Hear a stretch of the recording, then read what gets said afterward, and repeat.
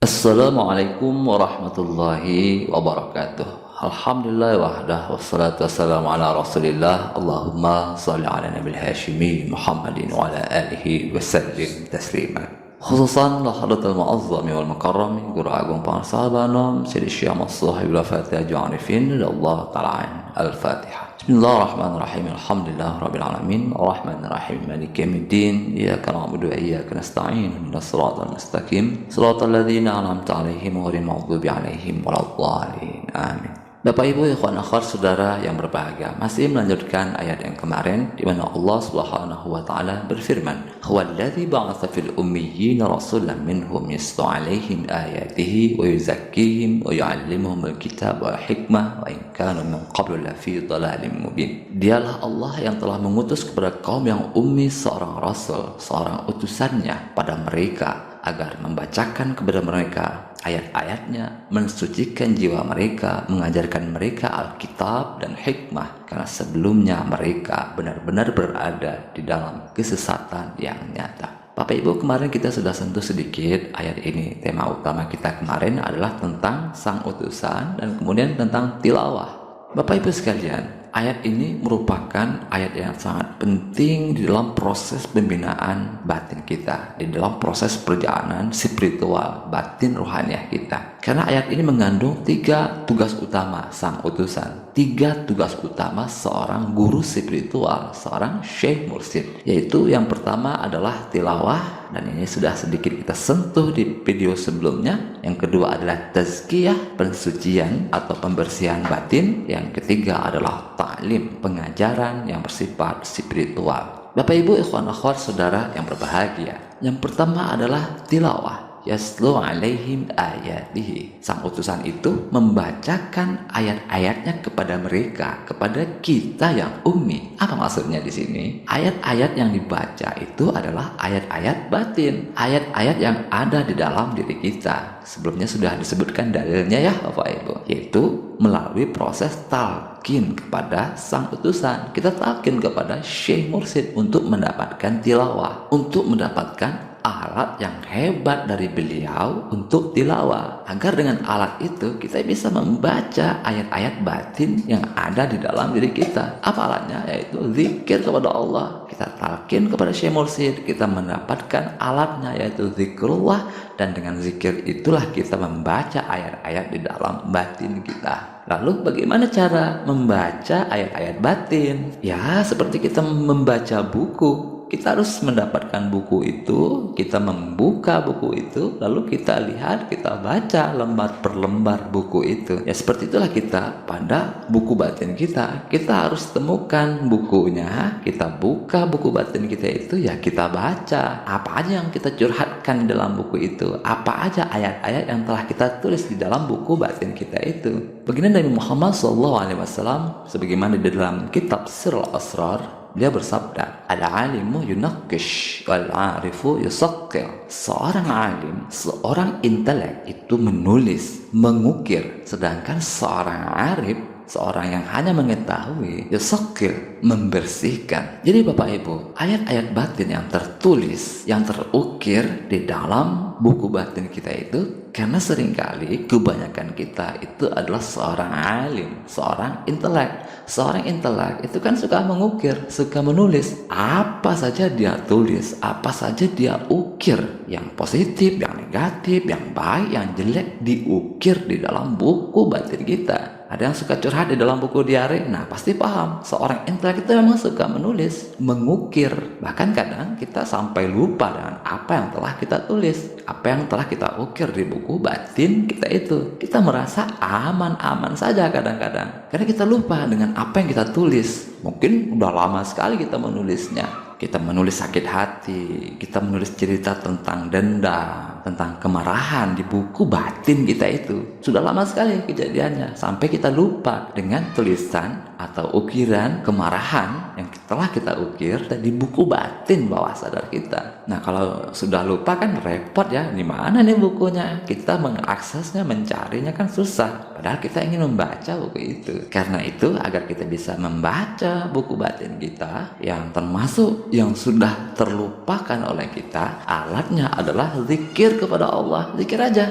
la ilaha illallah, la ilaha illallah, la ilaha illallah. Maka ketika kita berzikir dengan banyak, sebanyak-banyaknya, ada masanya nanti logika melemah, batin intelek lebih pasif. Karena kan dalam hikmah pengusaha Banom, kalau berzikir jangan berpikir ya, jangan mengaktifkan logika, jangan mengaktifkan apalagi menguatkan batin intelek. Kenapa logika harus melemah? Kenapa batin intelek harus bersifat pasif? Untuk membuka buku batin kita itu. Ketika kita masuk ke kondisi trans, kondisi setengah sadar. Nah, kondisi trans atau kondisi setengah sadar ini tanda melemahnya logika. Maka buku batin itu akan terbuka, gudang batin terbuka lebar istilah lainnya. Maka apa yang kita tulis, apa yang kita ukir, atau istilah lainnya memori-memori bawah sadar apa saja yang masih kita simpan di dalam buku batin bawah sadar kita akan terlihat, akan muncul dengan sendirinya, sehingga kita bisa membaca ayat-ayat, tulisan-tulisan, ukiran-ukiran yang telah kita ukir di buku batin bawah sadar kita. Oh, ternyata ada ayat-ayat kemarahan, ada cerita tentang keangkuhan, tentang sakit hati di dalam buku batin kita itu. Kebuka sendiri, terbongkar sendiri dengan zikir kepada Allah itu. Maka kadang catatan-catatan atau ukiran-ukiran yang sudah lama sekali kita lupakan, memang kejadiannya sangat lama, terjadi di masa lalu, kita zikir dengan kuat pada kalimat la ilaha illallah itu, keluar sendiri dia, muncul sendiri buku batin yang sempat hilang itu dari ingatan kita, yang sempat terlupakan karena sangat lama sekali catatan itu kita tulis dalam buku diare batin kita. Jadi intinya apapun yang kita tulis dengan zikrullah itu, kita akan bisa mengakses buku-buku batin kita itu, tulisan-tulisan yang telah kita catat di masa lalu yang sudah lama kita lupakan. Maka ketika kita melihat, membuka, membaca buku batin kita itu, coba kita buka di dalamnya. Ada tidak tulisan-tulisan yang negatif, ukiran-ukiran yang tidak bagus, yang dendam, kemarahan, sakit hati, trauma, dan lain sebagainya. Oh, ternyata ada yang jelek-jelek yang kita telah tulis, kita ukir di buku batin kita. Maka apa tugas berikutnya? Tugas berikutnya adalah tazkiyah, membersihkan, mensucikan, menghapus ayat-ayat batin, ukiran-ukiran yang jelek-jelek, yang negatif-negatif, yang terlanjur kita tulis, kita ukir di buku batin kita itu. Nah, tazkiyah inilah tugas berikutnya bagi sang utusan, seorang syekh mursyid.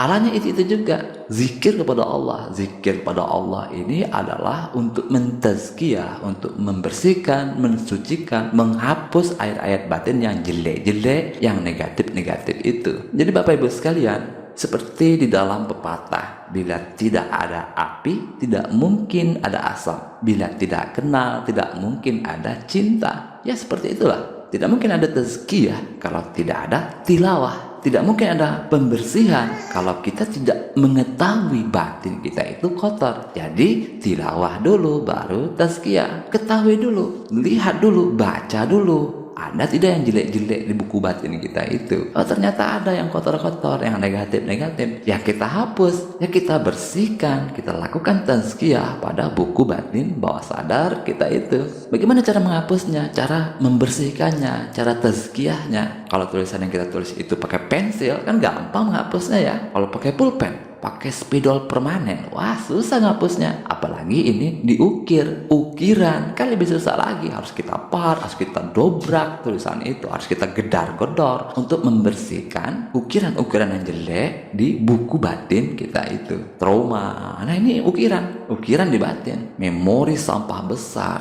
memori trauma, sakit hati, dendam karena diselingkuhi, dikhianati, dan lain sebagainya. Ini ukiran batin, susah menghapusnya, membersihkannya, nggak harus gedar-gedor, tetapi harus dibersihkan, harus dilakukan tazkiyah. Bagaimana caranya? Ya zikir saja, zikir jahar yang sebanyak-banyaknya. Nah, ada khusus saya menjelaskan proses tazkiyah dengan zikir jahar ini ya Bapak Ibu, di episode ke-34 dari Bayan Miftahus Sudur ini. Itu di dalam judul trauma healing ya Bapak Ibu sekalian. Nah, silakan di episode ke-34. Namun Bapak Ibu sekalian, nah ini salah satu cara, karena kesadaran kita masih lemah, fokus dan konsentrasi zikir kita masih lemah. Tetapi kalau kita punya kesadaran batin yang kuat, ada cara yang dahsyat juga untuk membersihkan batin, dan ini cara yang penuh, cara yang benar-benar total membersihkan batin kita sampai sampah-sampah terkecil, sampai tulisan-tulisan terkecil di batin itu akan bisa dihapus oleh metode ini, yaitu metode nazrul fana atau pandangan lenyap. Seperti di dalam hadis tadi, al-alimu yunaqish wal arifu yusaqqil. Seorang arif membersihkan. Jadi seorang arif membersihkan. Nah, ini nazrul fana nanti pembahasannya ya.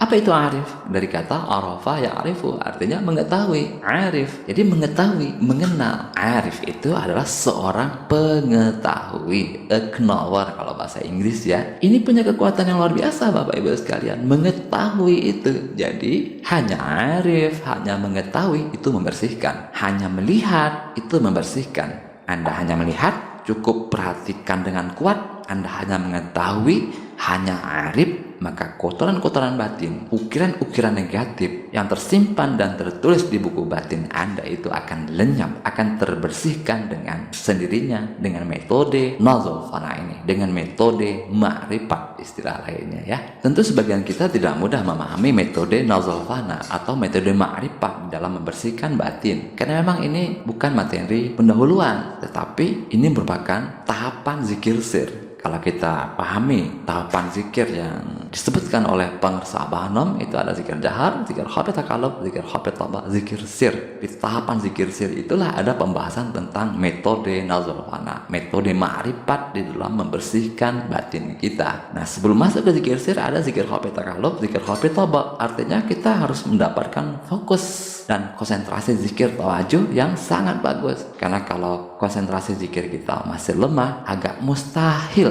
kita bisa menerapkan metode nazrul fana atau metode ma'rifat ini di dalam membersihkan kekotoran batin spiritual kita. Tapi kalau Bapak Ibu ingin mendalami apa itu nazrul fana, sedikit sudah saya jelaskan di episode zikir sir sebelumnya. Nanti juga kita akan bertemu dengan pembahasan nazrul fana ini ya di dalam kitab yang sedang kita bicarakan ini. Lalu tugas berikutnya bagi sang utusan itu, setelah tilawah dan tazkiyah, ada ta'lim, pengajaran yang bersifat spiritual. Ta'lim ini insya Allah akan kita dalami di video berikutnya. Baik, itu saja yang dapat kita pelajari pada kesempatan kali ini. Semoga ada hikmahnya untuk batin spiritual kita, khususan ila hardal mu'azzam al mukarram min guru agama para sahabat nom sayyidina syekh sahib al fatah janifin radhiyallahu ta'ala. Al-Fatihah. Bismillahirrahmanirrahim. Alhamdulillah rabbil alamin. Arrahmanirrahim. Maliki yaumiddin. Iyyaka na'budu wa iyyaka nasta'in. Ihdinas siratal mustaqim. Siratal ladzina an'amta 'alaihim ghairil maghdubi 'alaihim waladdallin. Amin. Allahumma shalli ala nabil hashimi Muhammadin wa ala alihi wa sallim tasliman. Allahumma shalli wa sallim wa barik alaihi. Wassalamualaikum warahmatullahi wabarakatuh.